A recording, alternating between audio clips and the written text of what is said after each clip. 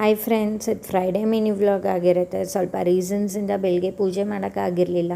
So ಸಾಯಂಕಾಲ ಪೂಜೆ ಮಾಡ್ತಾಯಿದ್ದೀನಿ. ಫಸ್ಟ್ ದೇವ್ರ ದೀಪ ಇಟ್ಬಿಟ್ಟು ಕ್ಯಾಂಡಲ್ ಇಟ್ಟು ಪ್ರೇಯರ್ ಎಲ್ಲ ಮಾಡಿಕೊಂಡೆ. ಮನೆಗೆ ಸಾಂಬ್ರಾಣಿ ಹಾಕಿ ಆಲ್ಮೋಸ್ಟ್ 2 ಡೇಸ್ ಆಗಿತ್ತು. ನಂಗೆ ಟೈಮ್ ಸಿಕ್ಕಿದಾಗೆಲ್ಲ ಸಾಂಬ್ರಾಣಿ ಹಾಕ್ತಾಯಿರ್ತೀನಿ ದೇವ್ರ ಪೂಜೆ ಮಾಡೋ ಟೈಮಲ್ಲಿ. ಸೊ ಅದಕ್ಕೆ ಫ್ರೈಡೇ ಸಾಂಬ್ರಾಣಿ ಹಾಕಬೇಕು ಅಂತ ನಾನು ಸಾಂಬ್ರಾಣಿ ಹಾಕಿದೆ ಮನೆಗೆ. ಸಾಂಬ್ರಾಣಿ ಹಾಕೋದ್ರಿಂದ ನನಗೊಂಥರ ಪಾಸಿಟಿವ್ ವೈಬ್ಸ್ ಅನಿಸುತ್ತೆ. ಮನೆಯಲ್ಲಿ ತುಂಬ ಫ್ರೆಶ್ಶಾಗಿ ಫೀಲ್ ಆಗುತ್ತೆ.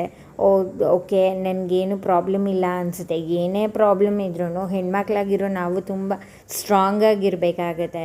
ಹೆಣ್ಮಕ್ಳು ಅಂತ ಅಲ್ಲ, ಗಂಡು ಮಕ್ಕಳು ಕೂಡ ಸ್ಟ್ರಾಂಗಾಗಿರಬೇಕಾಗತ್ತೆ. ಸೊ ಸಾಂಬ್ರಾಣಿ ಎಲ್ಲ ಹಾಕಿದ್ಮೇಲೆ ಚಪಾತಿ ಮಾಡಿಕೊಂಡೆ.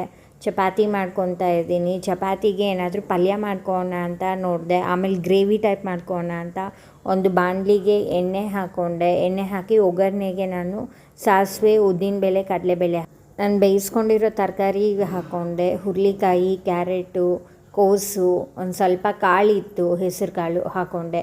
ಯಾವಾಗಲೂ ರೆಗ್ಯುಲರಾಗಿ ಮೆಣಸಿನ್ಕಾಯಿ ಒಗ್ಗರಣೆ ಕೊಡೋ ಬದಲು ಈ ಸತಿ ಕಾಯಿ ಮತ್ತು ಹುಳಿ ಪುಡಿ, ನಾವೇನು ಸಾಂಬಾರು ಪುಡಿ ಯೂಸ್ ಮಾಡ್ತೀವಲ್ಲ ಅದೇ ಸಾಂಬಾರು ಪುಡಿನ ಹಾಕ್ಕೊಂಡು ರುಬ್ಕೊಂಡು ಗ್ರೇವಿ ಟೈಪ್ ಮಾಡಿಕೊಂಡೆ.